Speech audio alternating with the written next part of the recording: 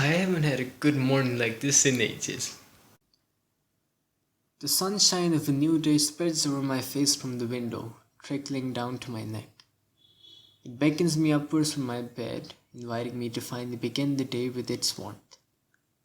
It's a Sunday, aptly named, and I turn over in my bed, reveling in the softness of my sheets. The blanket cradles me like a mother. There's a beautiful view of the morning sky through a crack in the blinds.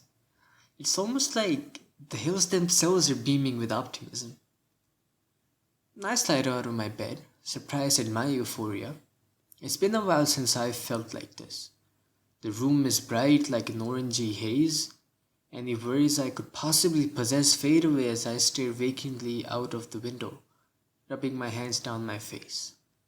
The messy floor and stained walls that used to gnaw at the back of my mind so often don't seem to bother me anymore. My feet glide into my slippers and the warmth sticks to my body, even as I step into the shade of my bathroom.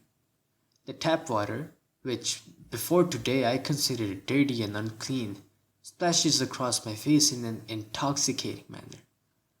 A pleasant smell hangs in the air. At first I can't quite place a name to it, but I realize soon enough. Eggs and bacon. If I listen closely, I can even hear it sizzling in the frying pan downstairs, my mouth salivating in anticipation.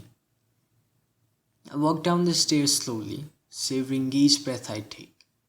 The kitchen is covered in a thin veil of smoke, wrapping around the door frames and through the entire house.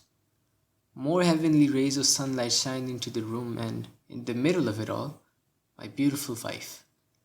A smile on her rosy red lips and a frying pan in her hand, the bacon bounces softly in the air as she gently shakes the pan.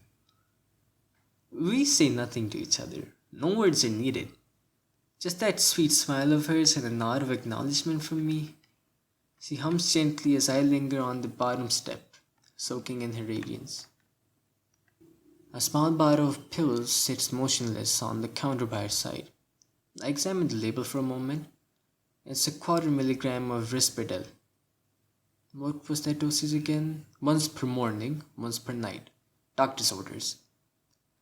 I unscrew the lid with little effort. A handful of colorless pills fall into my hand. My wife turns slightly, a look of trepidation in her eyes. She seems uncomfortable. I hesitate, frowning at the pills. Blood rushes to my head, and my mouth now feels dry and swollen. The longer I stare, the more it feels as if my newfound joy is slipping away, out of my grasp. A gentle hand brushes against the back of my neck, caressing my shoulders. The pills slide down my throat slowly, leaving a powdery trail. I blink a few times and rub my eyes. Suddenly, the room doesn't seem so bright anymore. There is a mess on the table from last night and dirty dishes to be washed. It feels quieter.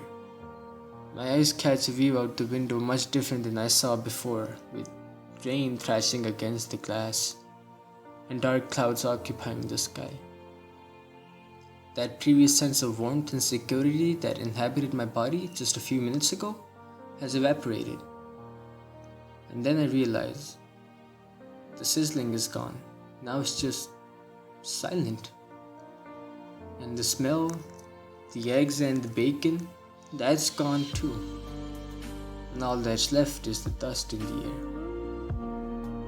My mouth is parched. I turn once more, back to the stove to embrace my wife, to feel her lips touch mine as I wish they could. She's gone. My stomach growls and my head hangs low as I crack a single egg into the frying pan.